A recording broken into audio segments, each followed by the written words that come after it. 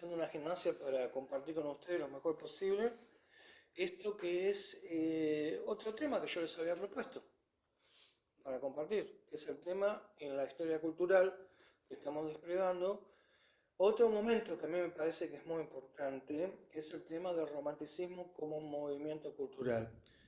Cuando hablamos de romanticismo, una primera cuestión quizás a aclarar es que tenemos que despojar este término de cierto prejuicio respecto a su significado. Es decir, donde lo romántico parece que alude a algo que se vincula con la exaltación de los sentimientos, con actitudes emocionales exaltadas ante situaciones amorosas trágicas.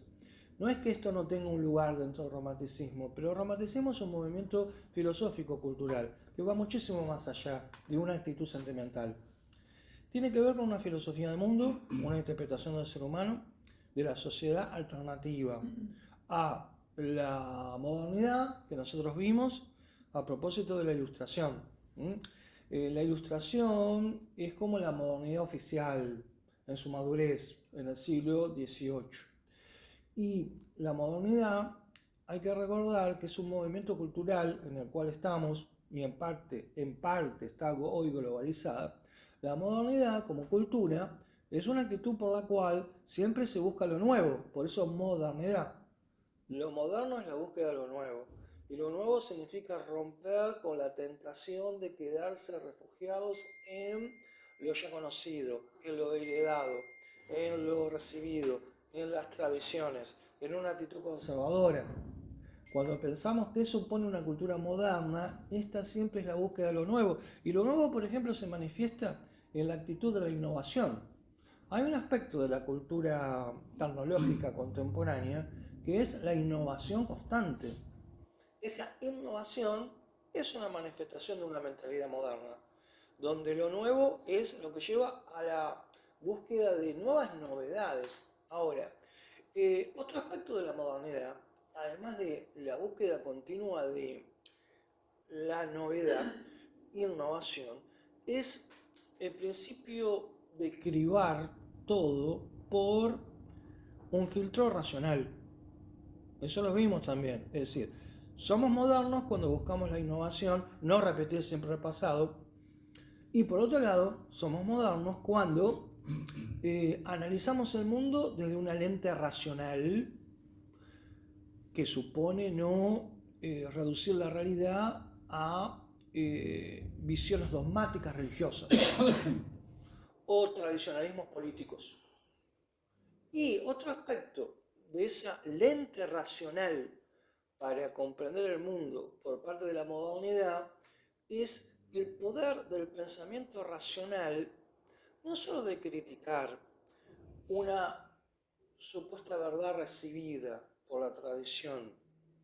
En el caso de la modernidad occidental, la herencia de la verdad de la iglesia, de la fe, o la verdad política de un gobierno concentrado absolutista.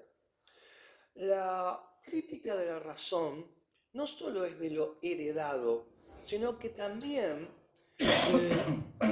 por lo menos en su salud racional, la modernidad aplica un principio crítico no solo respecto a lo diferente de sí, sino también a la propia modernidad. Es decir, el principio crítico no degradado de la modernidad no se contenta en una crítica de lo opuesto, de lo diferente, sino que es una autocrítica. Y eso es una dimensión perdida del pensamiento crítico. Muchos quieren representar el pensamiento crítico porque tienen un otro rival, un opuesto cultural al cual someten a críticas de construcciones y demás, pero olvidando la autocrítica de su propio lugar, de interpretación, de valores, de observación. Es decir, el verdadero pensamiento autocrítico empieza siempre renovando una autocrítica. Y a partir de ahí después sí se lanza también una crítica de lo diferente.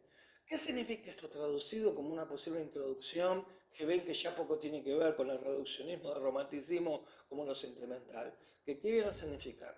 Cuando la modernidad en el siglo XIX llega a una versión, digamos, de una modernidad oficial, el pensamiento ilustrado, es decir, para lo moderno, la verdad siempre pasa por la criba, el filtro de la razón filosófica, lógica, deducción, análisis y la alianza con la ciencia. La alianza, filosofía, ciencia, racionales, experimentales, es el núcleo del pensamiento moderno oficial, ilustrado, lo que ilumina, da luz en cuanto a un conocimiento nuevo, moderno. ¿Bien? Ahora, eso supone al mismo tiempo la posibilidad de que ese nuevo horizonte de verdad moderno, el nuevo horizonte, la verdad desde la filosofía y la ciencia racional, pueda incurrir en exageraciones, en un exceso, en un énfasis, en una postura que ahora empieza a ser seducida por la posibilidad de no criticarse, de convertirse en una nueva forma de verdad instituida. La institucionalización de la verdad va acompañada de una verdad que pretende ser permanente, no criticable, que no se la revisa. Bien, la modernidad que se autocritica, en este caso, es la modernidad que cuestiona. Bien, la interpretación racional científica por sí sola es la única manera de abrirse al fenómeno de la vida de las cosas, de la naturaleza, de los animales, de la vida humana. La única forma para abrirse a la vida es la lente filosófico, científico, racional. Es la única forma, o esta, cuando se la exagera, puede tener omisiones importantes y puede tener límites que no asume. Ahí ya la modernidad se está autocuestionando, se está autocriticando. Y el protagonista, el personaje, la fuerza, el músculo de esta autocrítica de la modernidad es el romanticismo. El romanticismo es la modernidad en una fase de autocrítica. Cuando la modernidad en el siglo XIX se autocritica, critica el exceso de la ilustración, la exageración de una confianza en una mirada racionalista y científico-experimental. Y en esa autocrítica la modernidad se abre a otra posibilidad de ser moderno, a una modernidad alternativa que actúa como una suerte de contracultura dentro de la modernidad, respecto a la modernidad oficial. Cuando hablamos de contracultura en los estudios culturales, generalmente aludimos a un movimiento en la segunda mitad del siglo XX, década del 60, del 70, donde la modernidad occidental se somete a una autocrítica que da como resultado la famosa contracultura. La contracultura del hipismo, del nuevo chamanismo, de la psicodelia, que eran todas visiones críticas al exceso de materialismo. Ahora, siempre lo postulé, el romanticismo es un antecedente de esa actitud, de una cultura que se autocritica.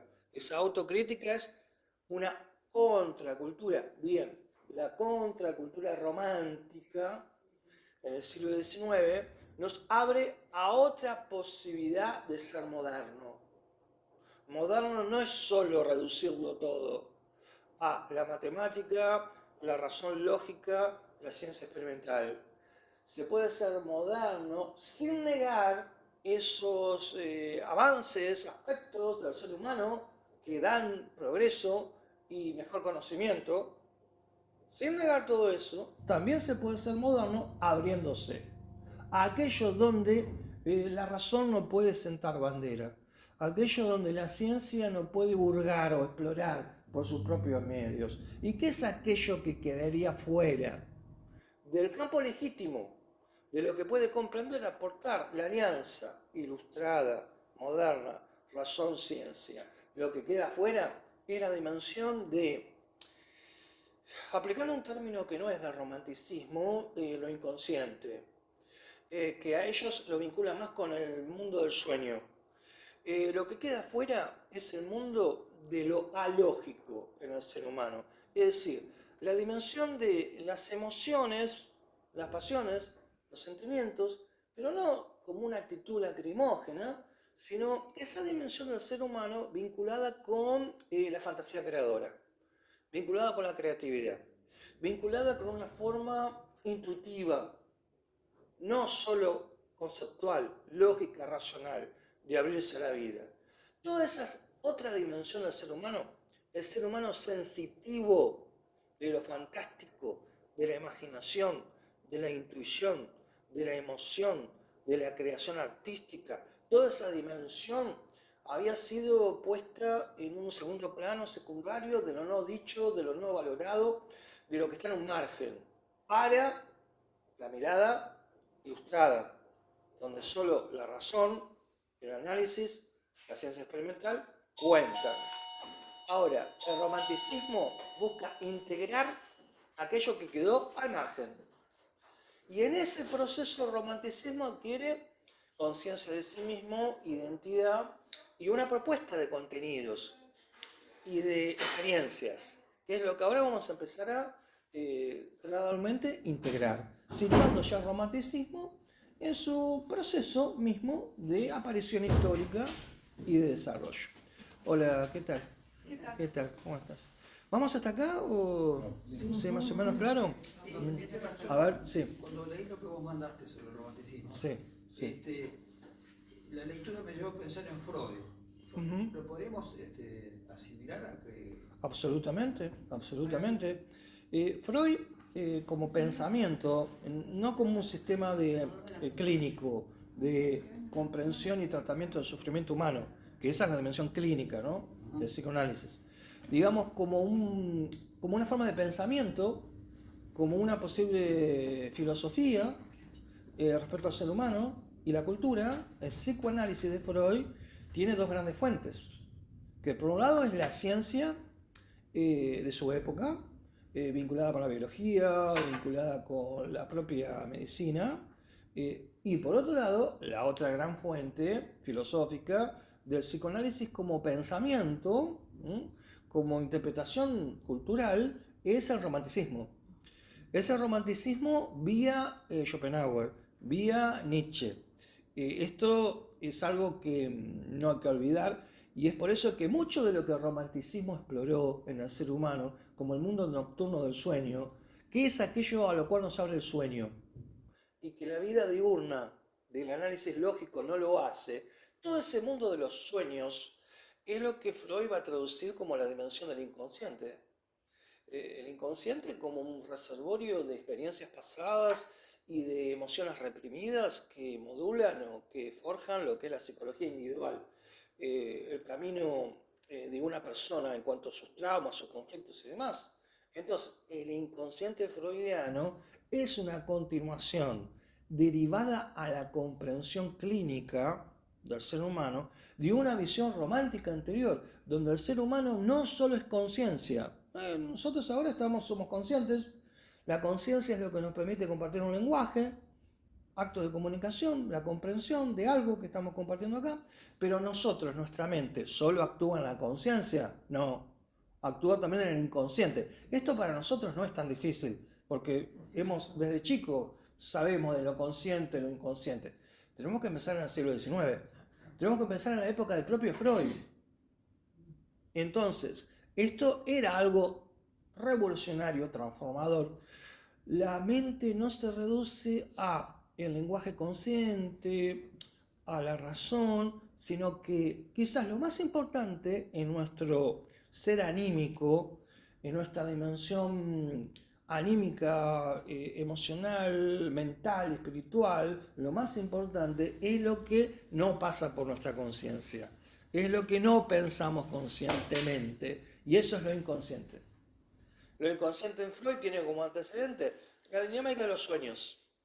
Los sueños, lo onírico, donde algo que antes era inconsciente, no experimentado, se muestra en el recuerdo del soñador que despierta y recuerda el mundo de los sueños. Y que después se pregunta, ¿y ese mundo de los sueños de qué forma actúa? ¿Qué enseñanza me da respecto al ser humano? Bueno, eso es parte de lo que iremos viendo ahora gradualmente, ¿no? Pero vos, Carlos, como haces esa pregunta a partir de algunas cosas que mandamos, me haces acordar que también les quería decir que ahora yo voy a empezar a desplegar todo esto, ¿no? Pero yo les mandé unos textos ahí, y uno de ellos, bueno, uno es muy amable, que son una serie de características para más o menos ver hacia dónde vamos.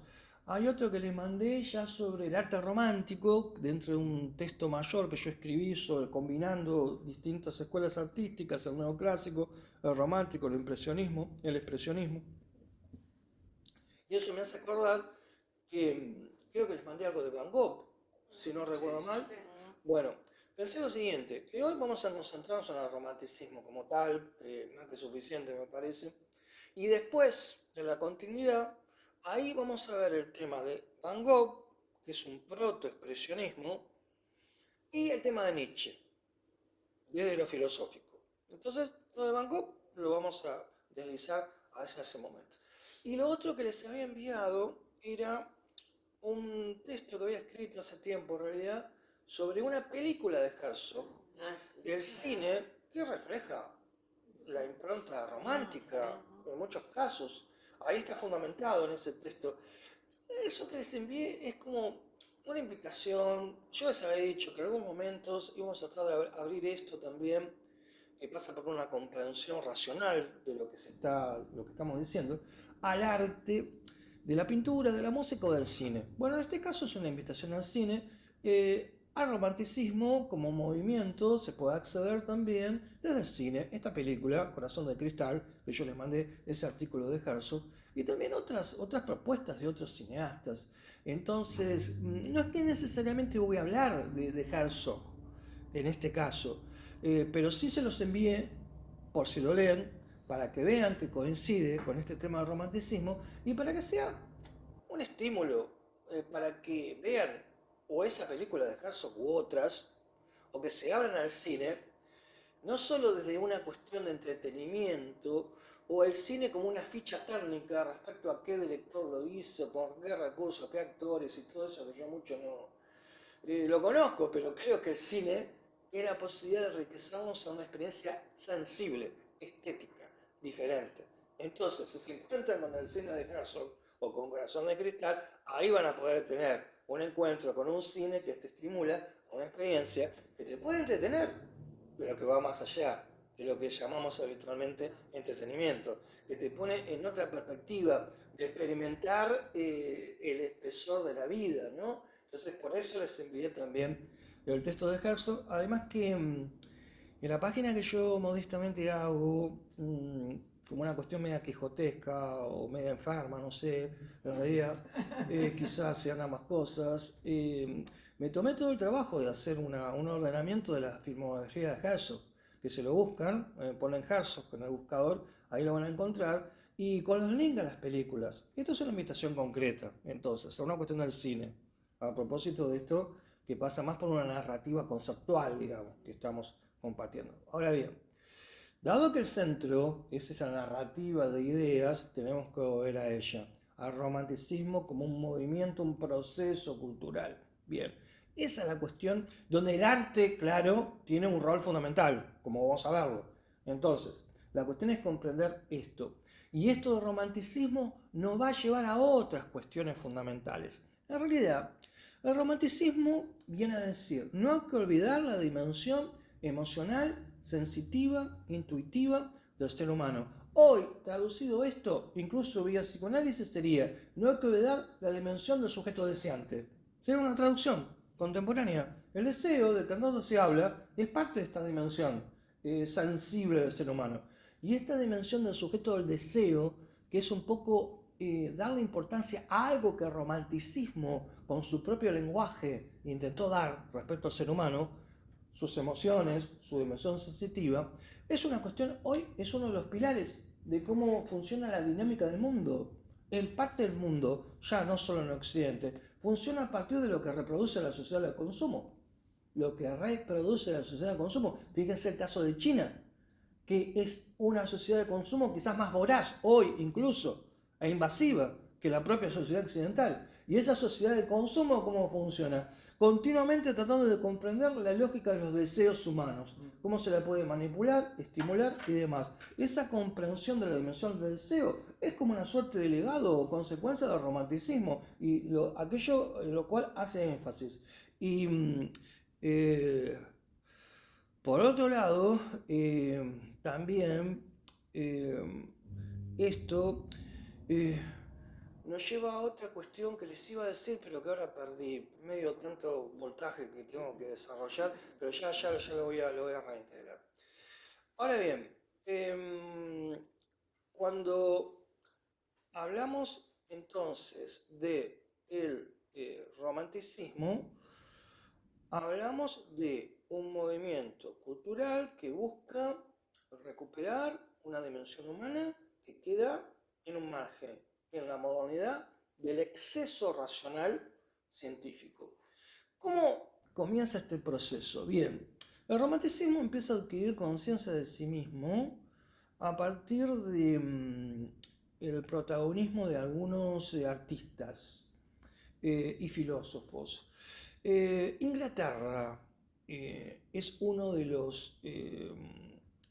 de las fuentes o matrices del romanticismo. Segunda mitad del siglo XVIII, Londres en aquel entonces sí realmente de niebla. Hoy ustedes ya saben que eso está cambiando.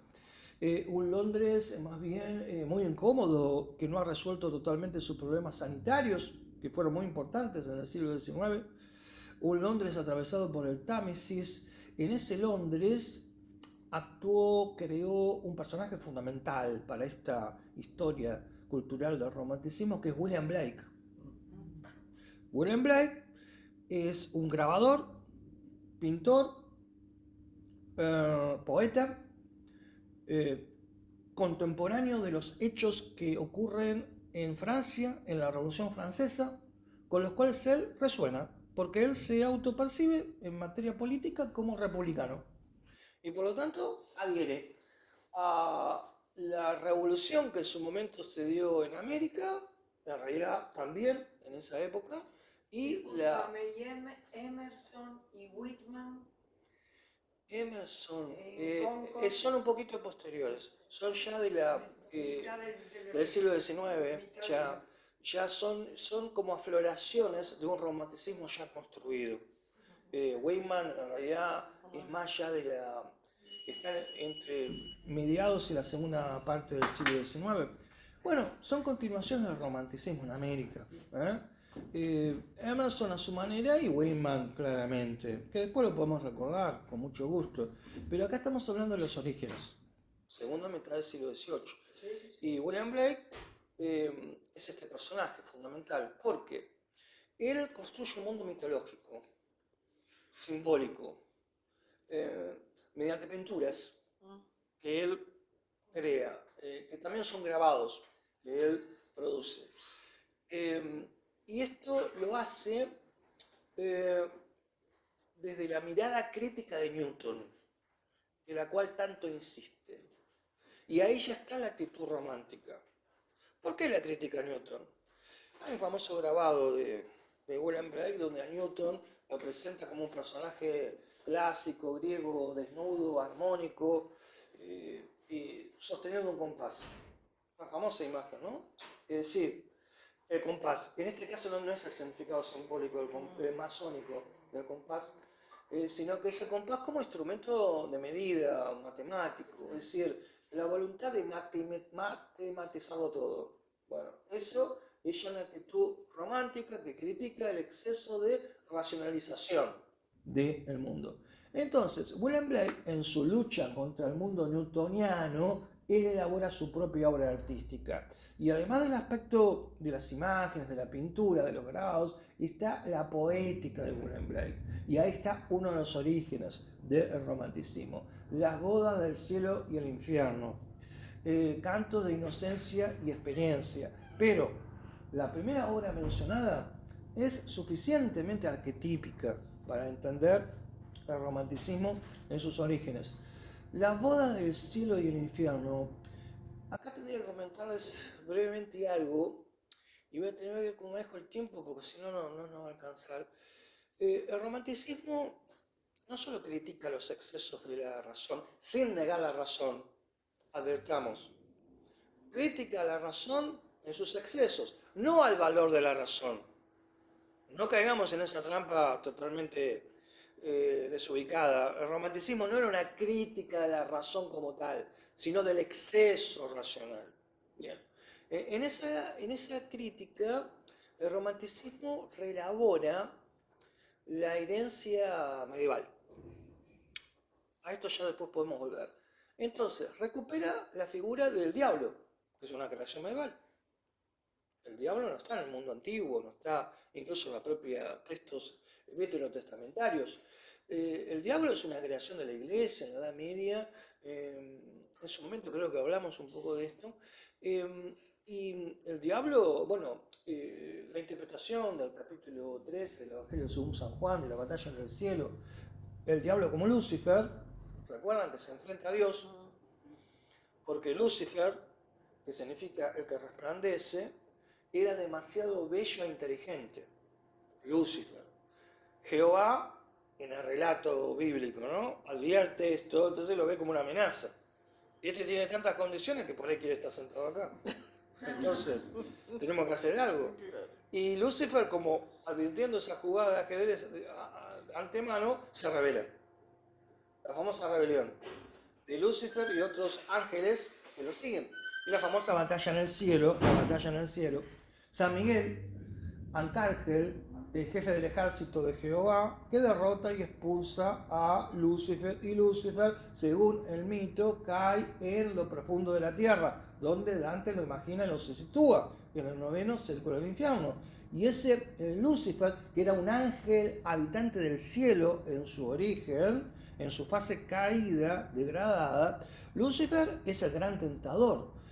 Fue el medio por el cual la Iglesia quizás se sacaba de encima la responsabilidad de su participación en un mundo injusto, y todo esto lo achacaba al odio, a la avaricia, a la envidia, a la hipocresía, que son cualidades en el ser humano que proceden de dejarse llevar por la tentación del diablo.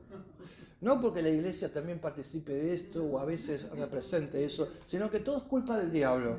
Bien, entonces, había un uso de autojustificación, liberación de las propias responsabilidades. Ese sentido tenía Lucifer o el diablo en la Edad Media. Pero en el romanticismo, la Edad Media es recuperada, pero en un sentido diferente, en un sentido romántico, justamente. Es decir, William Blake es el que inicia esta reapropiación romántica del diablo Lucifer, por la cual ya no es el gran tentador, no es el responsable de la condición pecadora, caída del ser humano y el mal, sino que era Lucifer, que es el que representa la liberación de las fuerzas creadoras, que vienen de lo inconsciente, que vienen de lo que la razón no puede explicar ni comprender. Esa dimensión profunda del ser humano, creativa, es la que libera el diablo. El diablo como fuerza creativa. Y ese diablo ahora romántico y de William Blake, es el que aparece en las bodas del cielo y el infierno. Ah, Teresa, ¿qué tal? Pobre, pobre, bueno. Bueno, ojalá que... Hola, Teresa, buenas. Bien. Ojalá que no hayas tenido que volverte muy loca para llegar acá. Sí, exacto. Te volviste muy loca, pobre. Bueno. No, quédate tranquilo. Bueno, estamos hablando acá, estamos hablando de cómo vienen las próximas elecciones, cómo podemos meternos en la política. Mirador. Y después tener una jubilación de privilegio, no tener que preocuparnos más. La posibilidad. No estamos hablando de cosas inútiles, estúpidas, romanticismo, todo esto, de gente así. Estamos hablando de cosas importantes, realmente cosas importantes, por la cual pasa la realidad, el compromiso. No, pero ahora está andando bien, porque le hice algunos ajustes que no he hecho otra vez y hasta ahora viene bien. Yo igual grabo por la duda. Grabá igual si querés, sí, grabá, sin ningún problema. ¿Me siguen hasta ahora? Va más o menos. Sí. Bueno, ahora, el diablo de William Blake ya es el diablo romántico, que él lo convierte en un personaje literario de las bodas del cielo y del infierno. Entonces hay una parte muy importante, son los proverbios de Lucifer, de Satán, los proverbios del diablo, de Satán, los proverbios de Satán. Bien, ahí es donde esta cosmovisión romántica en sus orígenes se empieza a manifestar. Entonces, El diablo critica todo lo que sea geometrización, matematización, encierro en un círculo racional de la vida, porque la vida es energía. La vida es energía. Y la energía es infinita. Y por ser infinita, no tiene un límite. Y con esa energía el ser humano puede entrar en algún tipo de contacto, de comunicación. Y cuando el ser humano se pone en comunicación con esa energía infinita, la creación es la única respuesta que el ser humano le puede dar. Por lo tanto, la visión luciferina de William Blake es una legitimación de la apertura o recuperación del ser humano de toda la dimensión de fuerzas creativas que se van a expresar por la poesía, por un lenguaje simbólico y por una comunicación con lo infinito, que en el romanticismo no es un concepto abstracto como nos puede parecer, o puede serlo, lo infinito, sino que lo infinito es la vida como una energía sin límites que no se dispersa a la lejanía, sino que está rebulliendo en cada cosa, en cada instante que nos rodea. Por eso que el romanticismo tiene una visión energética, vitalista, de intensidad de la vida. La vida es un infinito de energía que no se agota. Y el romántico observa que reducir la vida solo a razón es enfriar la vida, es debilitarla, es ajustarla dentro de un límite. El romántico quiere romper ese límite, el compás de Newton, para que la vida sea algo que no puede ser reducido a una figura geométrica, a una ecuación, a una combinación de números, a una deducción lógica. La vida es inabarcable, inagotable, es infinita en ese sentido. Por lo tanto, es una renovación de vida que el ser humano solo la puede expresar desde la actitud creadora, como es la del propio William Blake. Entonces, así empieza a asomar esa modernidad alternativa, cosmovisión crítica al interior de la propia modernidad. Primero, desde las exaltaciones de William Blake en la Inglaterra de la segunda mitad del siglo XVIII. Por otro lado, el romanticismo como movimiento empieza a emerger desde la profundidad del norte europeo de Alemania. Ahí aparece la figura de un pensador, Herder, que hay una editorial, Herder.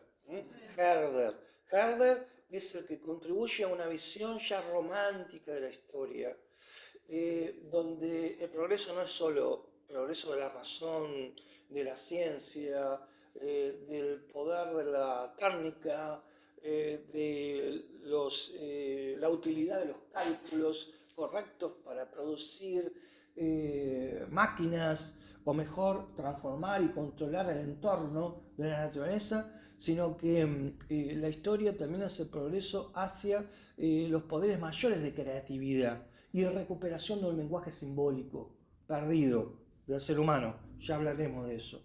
Herder empieza a tener una lectura donde la historia es reconciliación del ser humano con sus pasiones, con su poder de abrirse a la realidad desde una intensidad vital que no se reduce solo a la lectura racional. Herder. Por otro lado, Hamann, el llamado Mago del Norte, el poeta romántico que hace una obra, Sócrates, las lecturas socráticas, en las cuales el romántico vuelve sobre sí mismo, pero no para encontrar la razón, como lo hace Descartes. Descartes, el sujeto reflexiona, vuelve sobre sí mismo. Hablamos de esto alguna vez, pero Descartes, cuando vuelve sobre sí mismo, encuentra la razón sólida, indiscutible, que no permite duda. Ahora, en las reflexiones socráticas de Hamann, cuando éste vuelve sobre sí mismo, encuentra ese mundo oscuro, nocturno, de las pasiones, de las intuiciones que no pueden ser entendidas por un orden lógico. Y el romanticismo alemán contribuye al movimiento con poetas que son un poquito posteriores, pero también contemporáneos. Hölderlin, que lo hablamos en algún momento, por Hegel, el joven Hegel. ¿Se acuerdan cuando hablamos del joven Hegel que estudió teología y tenía como compañero de estudio a Hölderlin y a Schelling? Y estos dos personajes tienen mucho que ver con el aporte alemán. a la construcción del romanticismo. ¿Por qué? Porque Hölderlin, cuando egresa de Tubinga, del seminario teológico de Tubinga, Hölderlin no siguió el camino profesoral como Hegel, aspirar a un cargo de profesor y al mismo tiempo producir su pensamiento teológico, después filosófico, sino que Hölderlin, tuvo una vida un poco más exaltada, caótica, pasional, romántica, que no vamos a recrear ahora. Su resultado fue que terminó loco, Hölderlin. Y vivió mucho tiempo en esa situación, famosamente en el altillo de un carpintero, en la parte alta del humilde hogar de madera de un carpintero. Y era visitado por algunos que admiraban su poesía, era un loco bueno, digamos, no peligroso.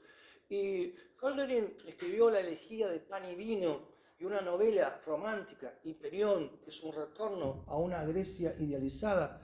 Y Hölderlin hablaba de esta época, la época moderna, como la época de un desencantamiento en la cual los dioses se han ido. La modernidad de los dioses ausentes para la lectura romántica es la modernidad que solo es la frialdad del cálculo, que solo es el orden de la técnica de la máquina y la pura razón y la ciencia experimental. Esa es la modernidad de los dioses que se han ido. El romanticismo de alguna manera quiere llamar al retorno de esos dioses y Hölderlin es parte de esto. Hölderlin, como poeta romántico alemán en el siglo XX, va a ser el protagonista de la segunda etapa del pensamiento de Heidegger, el controvertido Heidegger, que si las condiciones se dan, en algún momento quizás compartamos alguna aproximación modesta a su pensamiento. Hölderlin, la poesía de 1936, es una conferencia de Heidegger, donde él toma a Hölderlin, el romanticismo alemán, como un ejemplo del poeta y su videncia.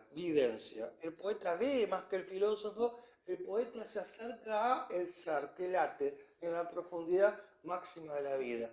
Entonces Hölderlin, claramente, es otro de los músculos de ese romanticismo que emerge y se va consolidando desde Alemania. Hölderlin, Herder Novalis, otro personaje excepcional. Muere de tuberculosis a los 29 años.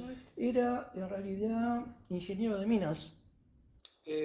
Novalis tenía un conocimiento de la geología, tenía el hábito de internarse dentro de la tierra, las cuevas, que es como una metáfora de lo que el poeta hace o el romántico hace respecto a la propia alma humana. Se interna a la profundidad del alma humana y ahí encuentra algo que desborda mucho la frialdad de la lógica o del pensamiento cartesiano. Y la obra poética de Novalis suele ser publicada de forma conjunta, las dos grandes obras de Novalis. Están publicadas, esta obra que les voy a decir ahora, por Editorial Cátedra, que tiene unas famosas ediciones de mucho rigor de títulos literarios, cientos de títulos literarios. La colección de letras universales de Editorial Cátedra. Bueno, ahí aparece en una misma edición las dos grandes obras de Novalis, este otro personaje del romanticismo en su constitución, que son los himnos de Novalis y Enrique de Osterdingen. Himnos a la noche, ¿no? Los himnos a la noche, muy bien. Los himnos a la noche. Había algo que me decía, hay algo tarado que te estás olvidando, me decía el genio, ¿vieron que Sócrates tenía un genio adentro que era como alguien que le hablaba al oído, decía, pero tarado, a ver, el genio me está diciendo, hay algo que te estás olvidando, hace tanto tiempo que no hablo de estas cosas, la verdad. Lo estoy haciendo ahora para ustedes, para compartir con ustedes, pero no es que yo habitualmente esté hablando de estas cosas, ¿no? Aunque ahora en la facultad tengo que dar esto, ¿no? Pero lo estoy dando por otro camino, ¿no? Los himnos a la noche, claro, muy bien, los himnos a la noche, ahora, los himnos a la noche y Enrique de Osterdingen. Suele aparecer publicado así. Ahora, los himnos a la noche, en Novalis, tiene una famosa imagen, que la menciona para fortalecer la comprensión de cómo el romanticismo se va construyendo. Hay en el romanticismo influencias culturales, que en parte lo explican. Una de ellas tiene que ver con la influencia de la mística alemana medieval. de un personaje muy conocido por Heidegger y por Borges también, que es el Meister Eckhart. Meister Eckhart era un dominico alemán del siglo XIV, un personaje que tuvo siempre problemas con la iglesia porque él entendía que Dios es algo que en realidad no podemos comprender, ni pensar, ni decir. Comprender, pensar y decir. Ahí está el tema, un tema que es muy largo, pero yo solo se los menciono de forma reducida y amable. ¿Cómo se llama? ¿Puedes repetir? Eckhart. Eckhart. S-K-H-A-R-D-T. Eckhart. S-K. E de Eduardo Esteban. S-K. Hart. H-A-R-D-T. Mr. Eckhart. Maestro Eckhart. Maestro Eckhart. Es un personaje muy importante en este tipo de visión de la cultura, claro, pero muy importante. Y, a ver, para volver rápidamente a Novalis y que se entienda esto que les quiero decir, tratando de hacer una magia de síntesis, ¿no? Los románticos son deudores del mundo griego, el mundo medieval, el mundo del mito, ya lo iremos uniendo, y de la mística. Pero de la mística más bien negativa. Si a alguno le interesa ir a la médula rápida de esto, Borges tiene un ensayo de 1,5 páginas que explica todo esto de forma sintética muy bien, que es en el hacedor, que es de alguien a nadie. Muy bien. También estoy pidiendo un poco porque como yo podría dar un curso que lo hablé con Clara, dar un curso de Borges, ¿no? Sí. Pero lo que me retrasa un poco es que tengo tantas cosas que me asusta un poco no poder sostener todo, ¿no? Pero vamos a tratar de hacerlo igual, La música también interfiere, ¿no? ¿La música? La música romántica. Sí, claro, ya hablaremos de eso, por supuesto, claro. Pero da un curso de Todo Borges, movimiento. vos que sabés tanto. Bueno, Pero ese no le iba a armarle la fundación. no quisieron. No, no mejor. No quisieron. Mejor acá. Hay posibles explicaciones, pero que no viene acaso, no Bueno, ahora se no. traccionar. Acá con Clara, Bueno, con Clara lo hablé acá, la posibilidad sí, de hacerlo. Sí, de hacerlo. Sí. Quizás podría ser, te pregunto a vos, Clara, ya que estábamos, ¿no? Quizás los jueves que no hacemos esto, hacer ese jueves para que sea cada 2 semanas también. Claro. Es decir, para que sea un horario que pueda el que quiera, ¿no? Porque habíamos hablado de hacerlo a la mañana, ¿no? Sí. Pero no sé hasta qué punto, ¿no? Lo vamos a ir pensando. ¿Cómo? Sí, yo los Sí. jueves, no. Los Los jueves intermedios. tenemos cine. Los jueves que no damos acá hay que descartarlo. Habría que buscar otro día. Después lo vemos, Pero, ¿a usted le interesaría? Sí, ¿El tema de Borges? sí. Bueno, es un estímulo que habría que invitar a otras personas. Bueno, lo vemos, ¿no? Si Ahora, lo dejás para los últimos, por ejemplo, 3 meses del año. También, bueno. tendría que empezarlo un poquito antes, porque si no... Bueno, en septiembre. Lo voy a ir pensando incluso con Clara también para ver cómo lo podemos hacer. El beneficio que tiene que lo de Borges, yo les digo sinceramente, yo lo tengo tan incorporado, aunque alguna cuestión se me puede borronear porque hace tiempo que no hablo. Y yo he escrito bastante el año pasado. O los martes ahora voy a dar curso acá de vuelta ya a la fundación. Los viernes podría llegar a ser.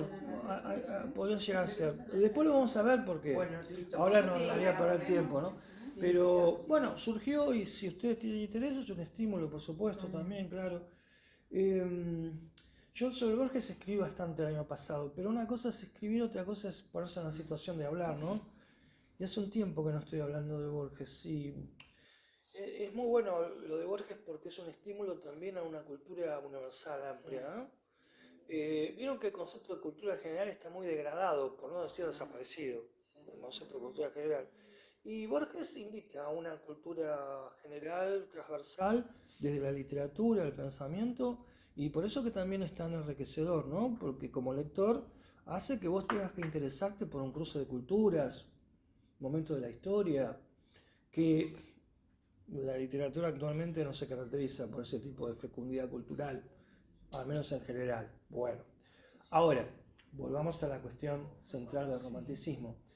El tema de la mística, de Alguien a Nadie, para terminar esta conexión con Borges, de Alguien a Nadie es un ensayo breve que está en El Hacedor.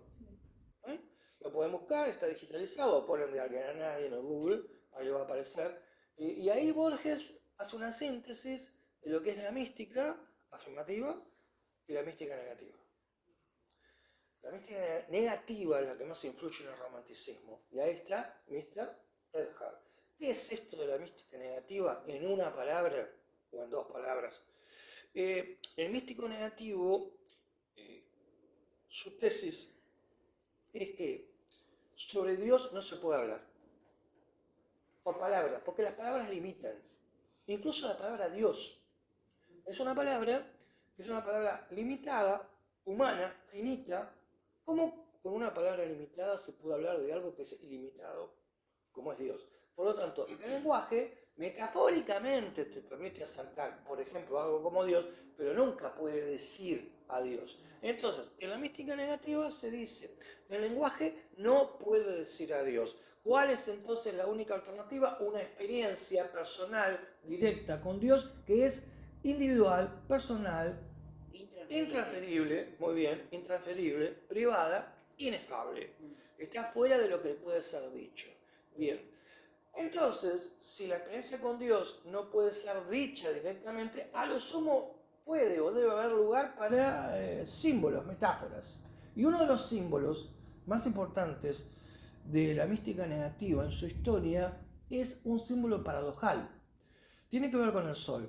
Cuando nosotros pensamos en el sol, claro, el sol en su máxima potencia, ¿cuál es? Es el sol de la luz del mediodía. Cuando la luz cae de forma cenital y produce menos sombra. Pero lo asociamos con el día, con la transparencia. En el caso de la mística negativa, el sol es una imagen que surge con un famoso místico del siglo sirio, del siglo V después de Cristo, Pseudo Dioniso Areopagita, es el sol de medianoche. Es decir, Dios es como un sol, pero no es el sol de la claridad que puedes entender o decir por el lenguaje, eso ya no es Dios para la mística negativa, sino que es un sol que paradójicamente brilla en medianoche, un sol de medianoche. Esa imagen la toma Novalis en los himnos de la noche. Por eso tanto interés por la noche. El romanticismo ve en la noche un camino más propicio para reencontrarse con lo profundo, con lo abismal, con lo subterráneo, con lo que se desborda al poder de comprensión transparente y diurno de la lógica, de la razón. La noche es más profunda.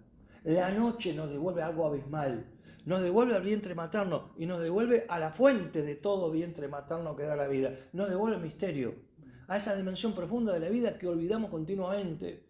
Olvidamos porque el ser humano no puede estar en esa experiencia todo el tiempo, por supuesto, pero también lo olvidamos como una producción cultural, porque nuestra cultura se construye en imponer la absolutización de la superficialidad. Entonces, construye un olvido de las dimensiones trágicas de la vida, que todos vamos a morir, la dimensión de nuestra finitud, nuestra pequeñez, todo eso tiene que ser suprimido, porque por ahí, si somos tan conscientes, consumimos menos, a darnos cuenta que para qué, si con menos podemos, ¿entienden? Y también la cultura produce necesariamente la dimensión de la apreciación del misterio y la veneración de que venimos de algo que no podemos controlar, no podemos convertir en mercancía a comprar y consumir. Entonces, hay toda una explicación por la cual la cultura necesita producir un olvido de dimensiones básicas del ser humano. Realmente venimos de algo que en el fondo no comprendemos, no es algo abstracto, no es algo que sea una pura elucubración, no, es la realidad, es nuestra vida. No sabemos exactamente de dónde venimos. No, por supuesto que venís de tu madre, de tu abuelo, pero tu madre, tu abuelo y todos nuestros ancestros no sabemos realmente de cómo apareció el ser humano, a pesar de que muchos discursos científicos quieren negarlo, no sabemos. Ese misterio es recuperado por la mística negativa, a su manera por el romanticismo, y la noche estimula ese recuerdo porque a la noche vos no podés confundirte creyendo que ves con claridad. Y que en ese ver claro vos podés poseer, entender, dominar algo. En la noche estás como confundido, estás como perdido, estás asumiendo que no sabés qué es realmente todo lo que te rodea o lo que hay en todo lo que te rodea. Oscuro en la noche. La noche te devuelve a lo que no tiene límite, te devuelve a lo que está fuera de la transparencia de la lógica, te devuelve a la profundidad de la vida, la noche. Y una forma de simbolizar ese poder de la noche, en los himnos a la noche, canto poético la noche, es que el punto más alto de la noche es el mediodía, es un sol de medianoche, no de mediodía, un sol de medianoche.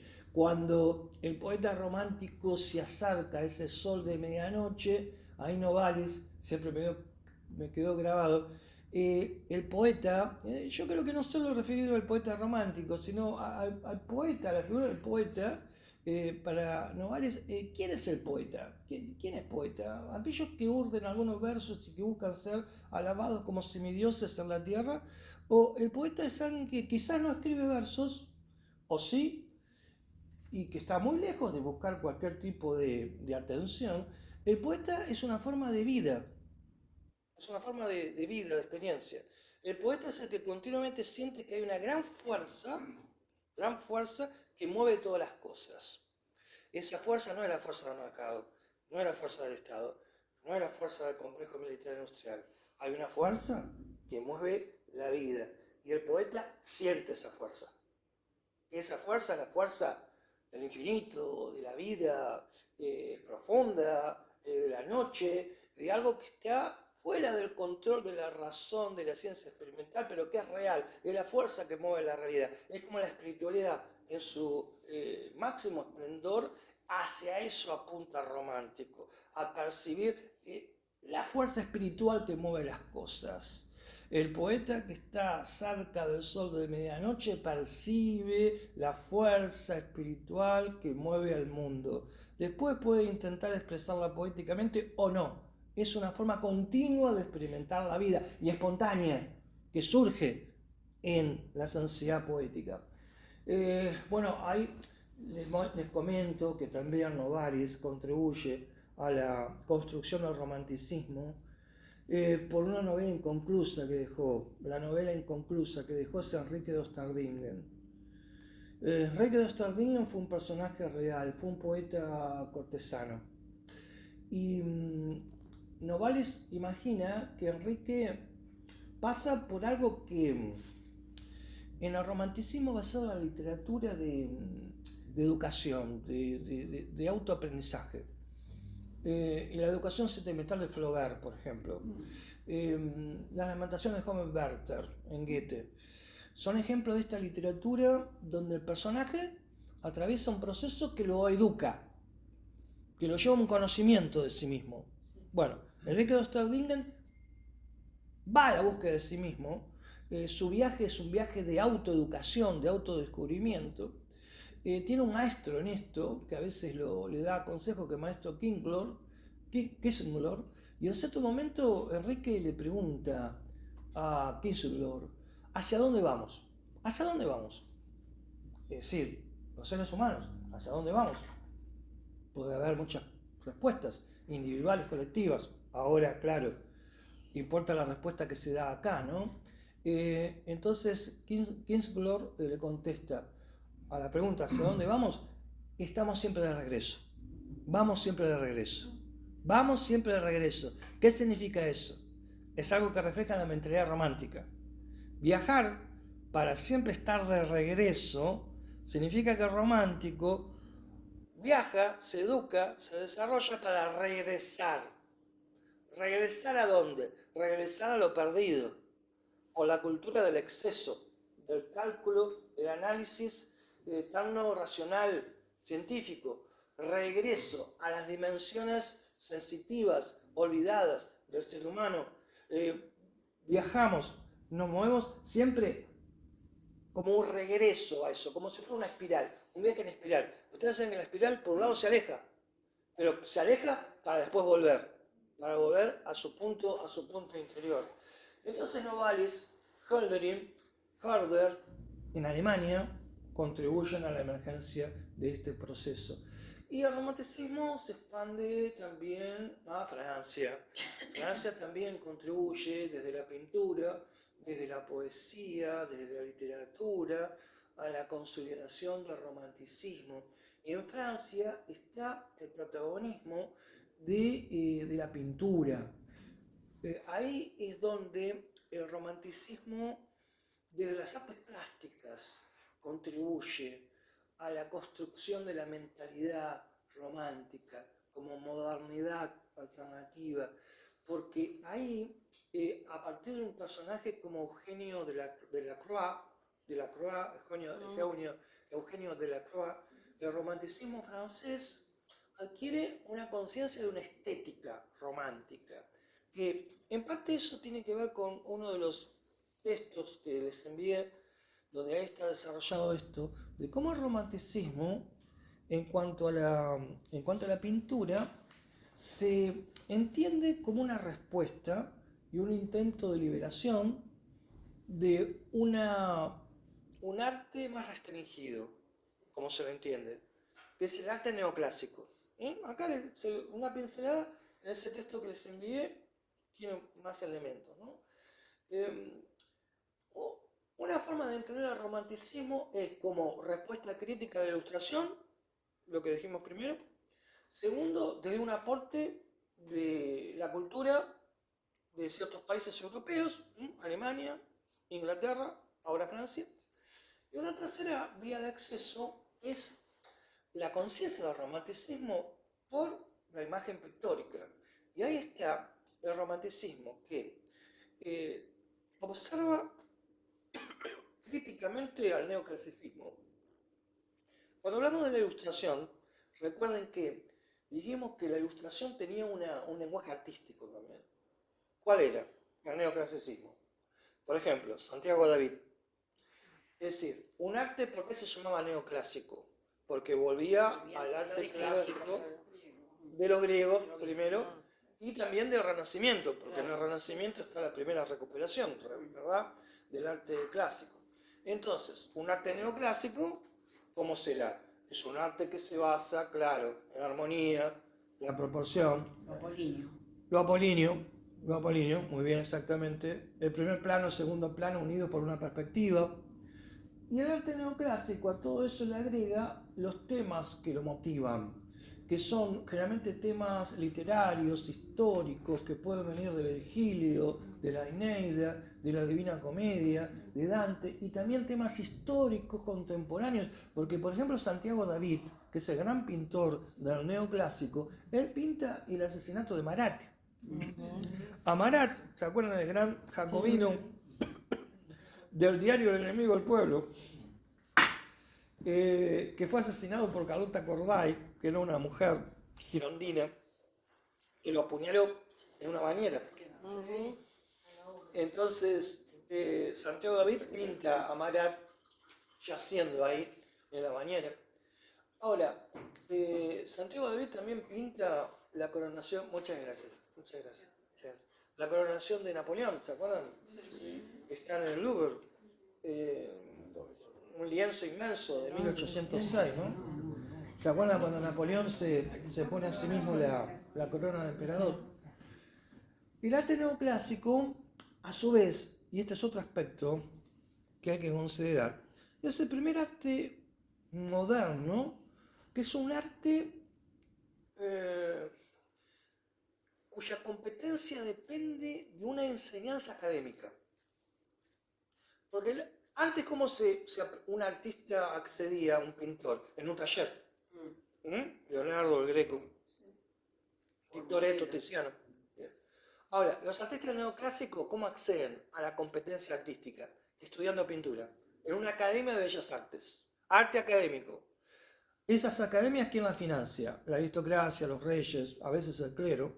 Ahora, ese arte académico es un arte reglado, es un arte bajo reglas. El artista, para producir algo que sea una pintura en este caso, que sea aceptado como pintura legítima, tiene que ser una pintura que cumpla con las reglas académicas. También la poesía está reglada en el neoclásico, las artes poéticas, la métrica que tienen que usar los poetas. Entonces, el romanticismo va a observar, el arte neoclásico es un arte que obliga al artista a ser un espejo pasivo del modelo exterior que tiene que pintar y las reglas que tiene que aplicar. Porque en lugar del artista en el neoclásico, por supuesto que el artista tiene una dimensión de actividad, algo que incorpora a él, que tiene que ver con su capacidad para aplicar bien las reglas, para un talento, para poder tener esta capacidad, pero el artista neoclásico está condicionado, limitado por las reglas que tiene que obedecer, un tipo de imagen que tiene que responder a cierto tipo de criterio de composición.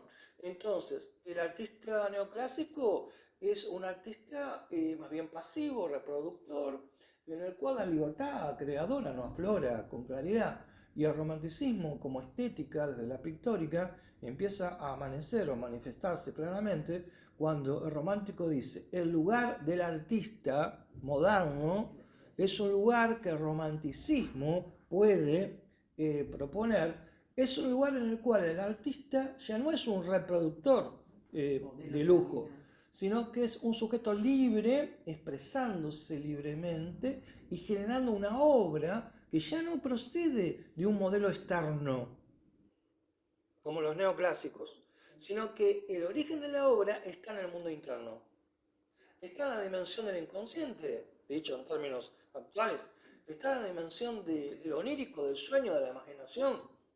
Es la fertilidad, la riqueza creativa del mundo interno o el alma del artista, el lugar de origen de la obra. Entonces, el artista romántico es el que libremente, sin aplicar reglas estudiadas en una academia, libremente el artista romántico expresa, pone afuera, tiene necesidad de expresarse, de sacar de adentro hacia afuera, de poner afuera, expresar eso que lo invade, lo gobierna, lo llena de imágenes, de sonidos, de palabras que necesita expresar, poner afuera. Entonces, en lugar del artista moderno, que el romanticismo abre y que esta idea va a ser continuada por las vanguardias artísticas en el siglo XX, e incluso hasta hoy, digamos, es el lugar plenamente moderno ya. Desde la visión romántica del artista, el artista moderno. El artista moderno es aquel que reclama libertad para su arte. Creación propia. Expresión de su propio mundo interior, de la espontaneidad, de su imaginación, de su fantasía creadora, de su intuición, de sus emociones, y que no debe aceptar límites, reglas impuestas desde afuera. Entonces, ese artista que se expresa libremente es el que descubre que en su mundo interior, qué es lo que habita especialmente. El mundo de la noche, de los sueños que liberan la fantasía, encuentra la intuición, encuentra la capacidad de poder combinar libremente imágenes, palabras, sonidos, lo que es propio de la pintura, la poesía y la música. Entonces, el artista romántico legitima la actividad creadora de la interioridad del sujeto. Antes el sujeto artístico se remitía a la exterioridad, a los objetos, a reproducir. Ahora, el artista moderno es aquel que desde su interioridad libremente expresa las obras. Esto también religa al artista romántico con una legitimación de las pasiones, de sus propias pasiones, que también es motivo legítimo de expresión, como Delacroix, por ejemplo. Y Delacroix, como exponente de esta pictórica, es el que introduce un cambio en la representación cromática de la pintura. No, hasta ahora estoy muy acelerado. No, Así, está bien. cuando quieran proponer algo, ustedes saben, ¿no? No tengo que decírselo, pero pues yo, bueno. Delacroix, ¿se acuerdan de la libertad del pueblo? La balsa de la Medusa. La balsa de la Medusa de Jericó. Es un pintor romántico también, pero que es de 1819. La libertad guiando el pueblo. ¿Se acuerdan de esa pintura que está por todos lados? ¿Verdad? La libertad conduciendo al pueblo. Claro, claro, esa pintura que es bien icónica del romanticismo pictórico de Lacroix, que es de 1829, si no me equivoco mal ahora, que es, en realidad, no voy a recrear todo el contexto. Delacroix, como pintor romántico, transforma el lenguaje del color. El color con el romanticismo se empieza a liberar. El color antes era una cualidad de una forma, que se dibuja y se pinta. Con el romanticismo, el color empieza a adquirir independencia. El color puede expresarse por sí mismo, sin necesidad de una figura que le dé soporte. ¿A qué va a llevar eso en un proceso más desarrollado? A la pintura abstracta. Es decir, a una pintura que ya no necesita de un soporte de figuras que puedan reconocer para expresarse. Fíjense la profundidad de esa consecuencia del romanticismo vista de una manera más amplia. La pintura abstracta del siglo XX. Ahora, en el caso del romanticismo, claro, es una pintura naturalista todavía, con cierto grado de realismo. La pintura no se desprende de un mundo representado, pero la forma de expresar ese mundo es a partir de colores cada vez más intensos. Colores primarios en la paleta del pintor, el amarillo, el rojo, el blanco, el verde, colores que cuanto más contrastados, más brillantes, más intensos. ¿Y por qué esa preocupación del romanticismo por el color más intenso? Porque son mejores reflejos de las pasiones humanas. Porque ahora la pintura tiene que ser un testimonio del mundo subjetivo, de la imaginación, de la fantasía, de las pasiones. Y desde ese aporte, la pintura romántica deja un camino que lo va a continuar la literatura.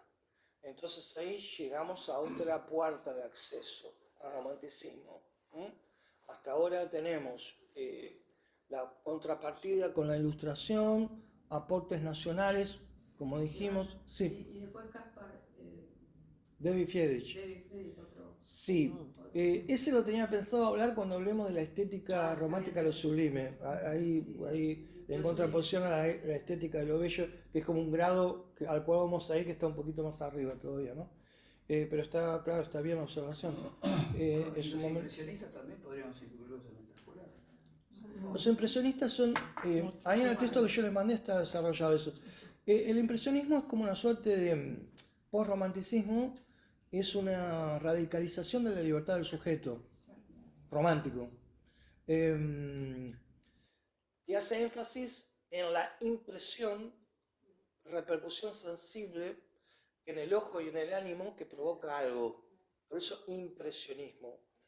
Pero eso es interesante que lo recuperemos cuando hablamos de Van Gogh, porque Van Gogh, parte de su arte, que nunca lo expresó sistemáticamente, ustedes saben, Van Gogh nunca escribió un ensayo o algo así como sistemático de qué quería expresar con el arte y demás. Son algunas observaciones que se dispersas en esas cartas que él tenía con Theo, con su hermano, ¿no? Ahí vamos a hablar de qué es esto del impresionismo, con el trasfondo del romanticismo, y cómo Van Gogh, a partir de criticar al impresionismo, abre ese camino que también para mí es una continuación del romanticismo, es un post-romanticismo, que es la primera forma de expresionismo en el arte, que es el de Van Gogh, que después va a ser proto-expresionismo, primer expresionismo. Y el cambio de una técnica en la pintura. Claro, Eso de poner la pintura sobre la tela y esparcirla con la espátula, eso antes no existía. Claro, aunque para eso va a ser más algo radicalizado en la pintura del siglo XX, ¿no? Pero digamos que Van Gogh sí abre ese camino porque hay que... exactamente. El romanticismo abre todo lo que sucede. Bueno, eso es lo que quiero un poco que vean, me parece que no es una locura mía, sino que es una descripción de los procesos histórico-culturales occidentales en este caso. El romanticismo es como una fuente de todos los procesos que tienen que ver con la liberación de la imaginación Y esa liberación de la imaginación es la que en parte permite explicar también cómo la cultura popular del cine se construye en el siglo XX. Nosotros un poco hemos perdido esa cuestión, pero el cine, aún el cine comercial, te adiestra para una percepción distinta del tiempo y espacio convencional, cotidiano. Es un adiestramiento hacia una realidad atravesada por la imaginación. No lo solemos percibir así porque lo tenemos internalizado, porque somos personas del siglo XXI y del siglo XX, del siglo XXI, pero darle lugar a la imaginación como aquello que puede presentar una imagen alternativa de la realidad, y no solo una descripción matemática, racional, utilitaria, en su momento fue una revolución cultural. Entiendo que introduce el romanticismo y en parte seguimos viviendo bajo los efectos de esa ampliación de la imaginación y también tantas películas se construyen en un acto de imaginación que imagina el tiempo, las atracciones del tiempo y otras cosas, y la dimensión del deseo, que como dijimos antes es una parte importante de la lógica de este mundo, donde cuando todos luchan por captar tu atención, de forma desesperada, hoy, todos están buscando captar tu deseo. Y tu deseo es tu dimensión sensitiva, es tu dimensión sensible, emocional, que está fuera de lo que lógica y fríamente el ser humano puede calcular para construir su propia vida. Por lo tanto, ese lugar central de sentimientos, sensaciones, emociones, deseos, su importancia es algo que el romanticismo abre o le da una importancia hasta hoy que en su momento se había olvidado o estaba marginado.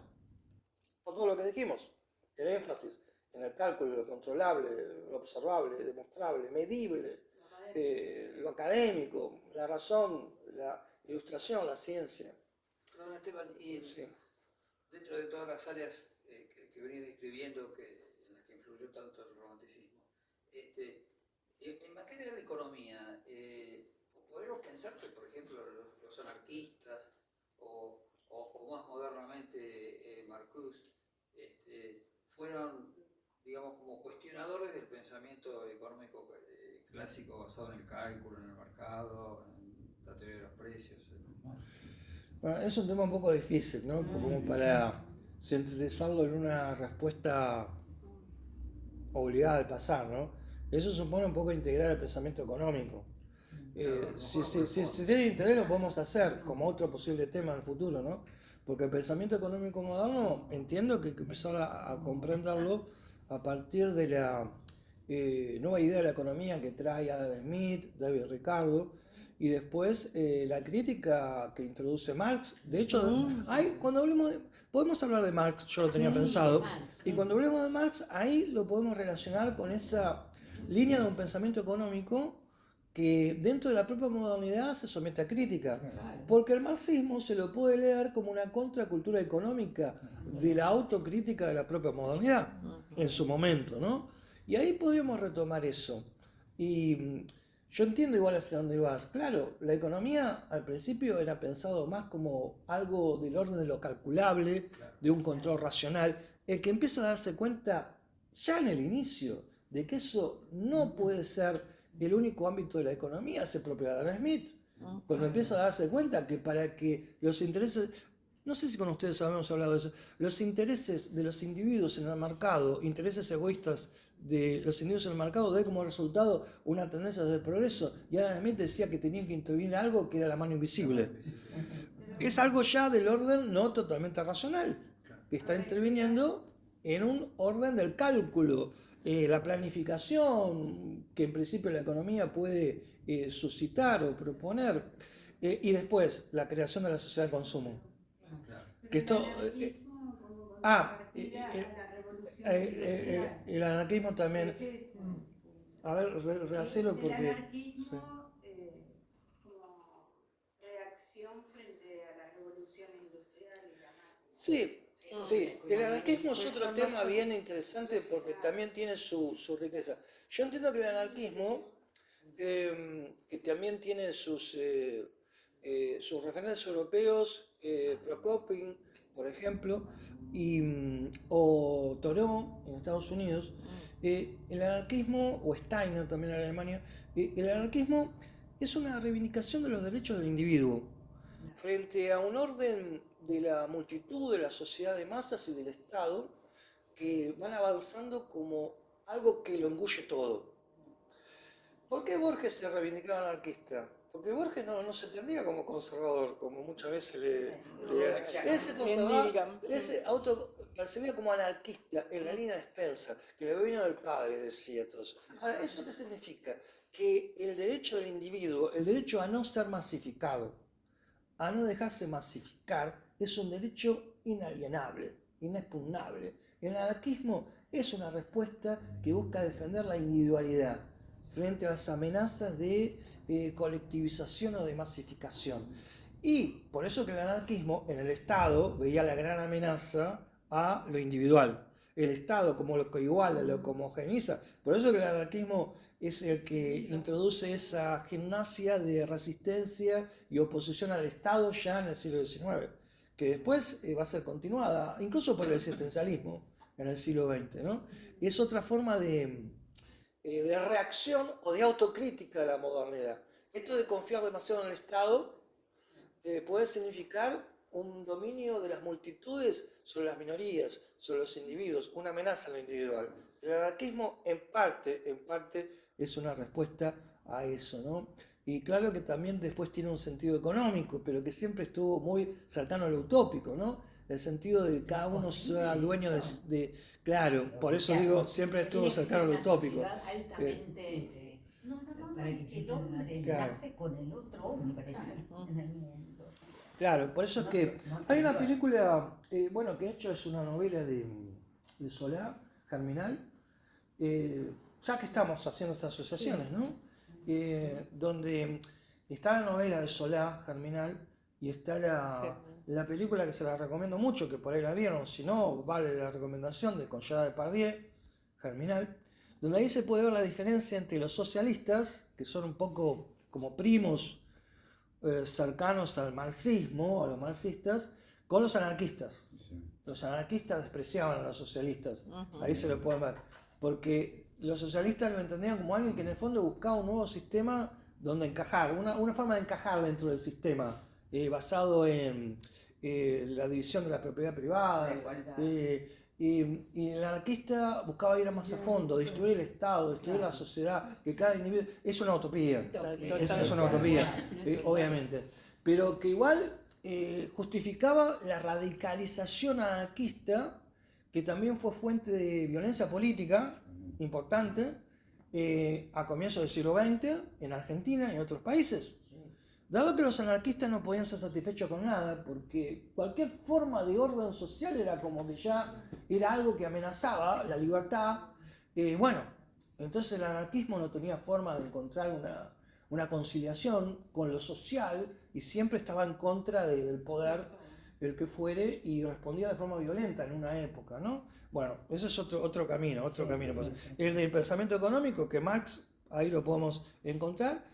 Y el anarquismo lo podemos llegar a considerar, claro, también, como otro aspecto de la cultura moderna, contemporánea, occidental, porque el anarquismo un poco pudo sentar ciertas raíces por las propias libertades que Occidente fue concediendo, ¿no?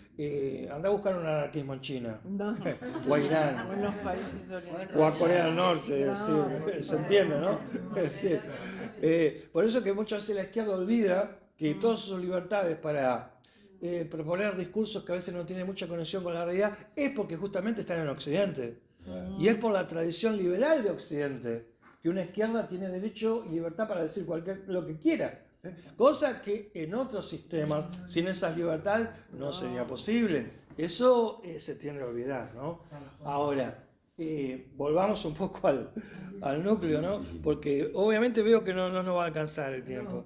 Pero por lo menos avancemos hasta donde podamos y lo seguimos en el próximo encuentro, porque hasta acá más o menos vamos con cierto en cuanto al romanticismo, ¿no?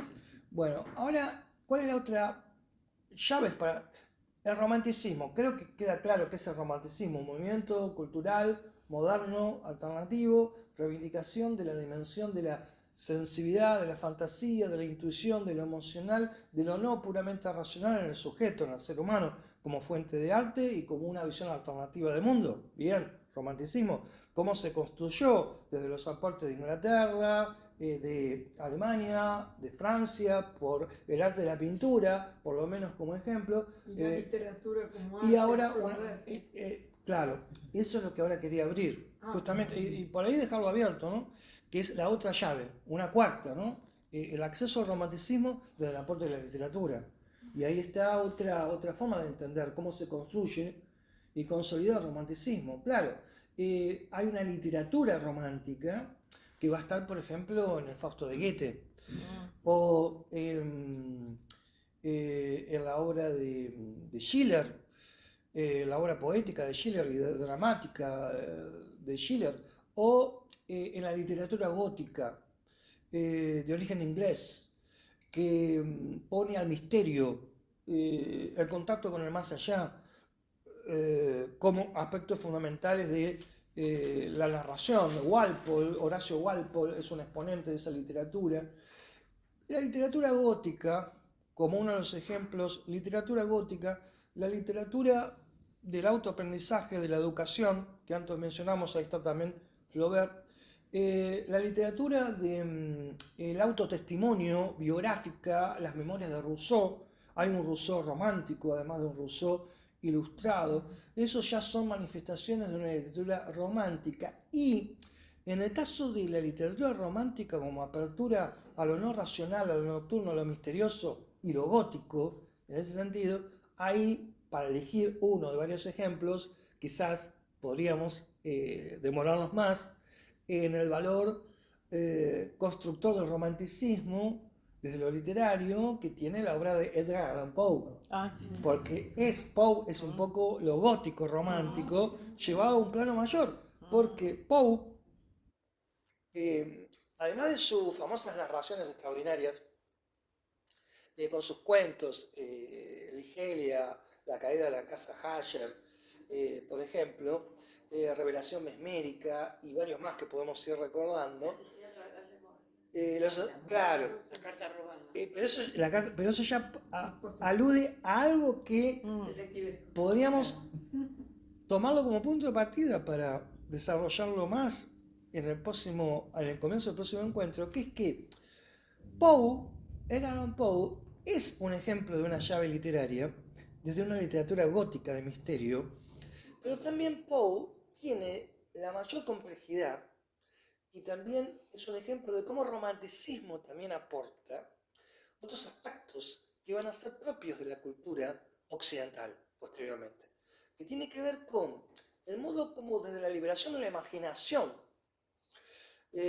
no temerosa a las reglas, libertad romántica, por parte de Poe, la literatura se va a abrir. Además de una literatura gótica de imaginación, por Poe la literatura va a crear el género policial.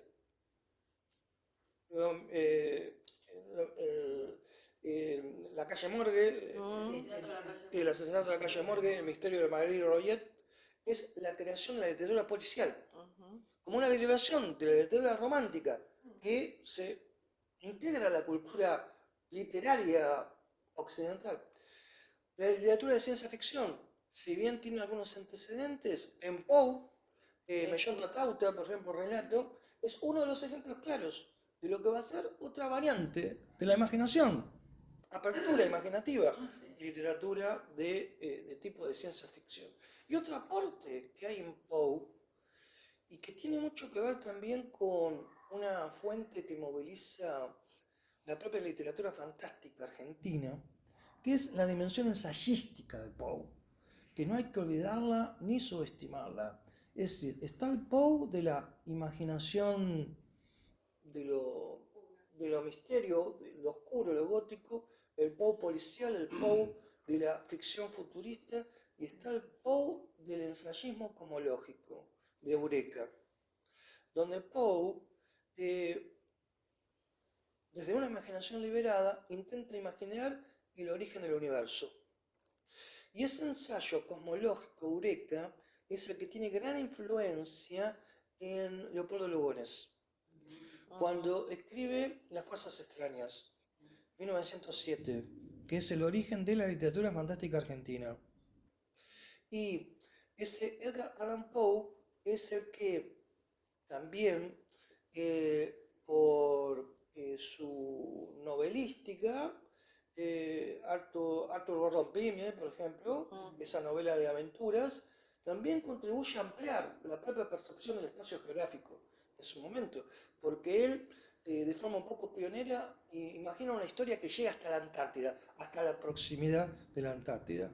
Entonces, una forma de ingresar a la literatura es Edgar Allan Poe, como un ejemplo en este sentido.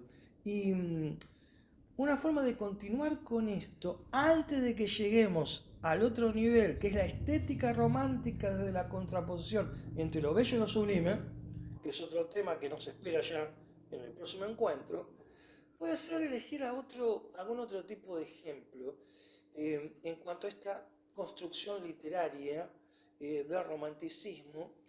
Y ahí podemos elegir, por un lado, Victor Hugo, en Francia, y por otro lado, aludir a algunas cuestiones de este famoso escritor, y por otro lado, Herman Melville y Moby Dick, que yo entiendo que es la variante romántico trascendentalista norteamericana, que viene a contribuir también a una mentalidad romántica de la literatura.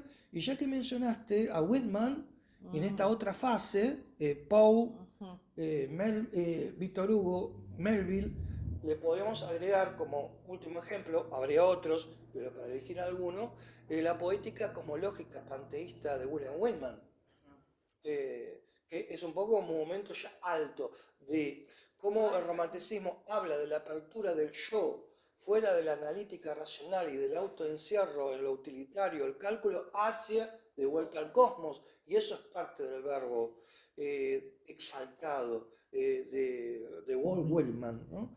Y después de eso, próximo encuentro, ahí sí vamos a una categoría que es un poco ya para encontrar una síntesis filosófica del romanticismo y su aporte y dejarlo abierto, que es como el romanticismo busca la dimensión de lo sublime. ¿Qué es esto de lo sublime? Ahí está el ejemplo de Turner, ahí está el ejemplo de Caspar de Friedrich, ahí está el ejemplo de Beethoven.